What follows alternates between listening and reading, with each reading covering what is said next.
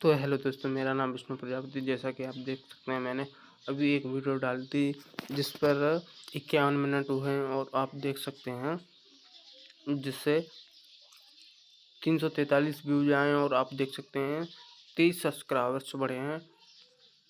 और आप देख सकते हैं यूट्यूब पर सर्च दो हुए हैं और शॉर्ट फीड से सारे व्यूज आए हैं,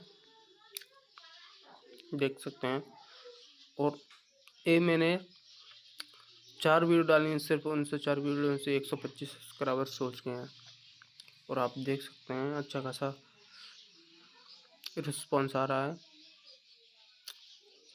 अगर आप भी अपनी वीडियो को वायरल करना चाहते हैं तो ऐसे वीडियो को लाइक करके और चैनल को सब्सक्राइब करें और कमेंट अपना चैनल का नाम लिखें, जिससे मैं पता कर सकता हूं कि आपके चैनल में क्या प्रॉब्लम आ रही है और क्यों वीडियो वायरल नहीं हो रही है आपकी।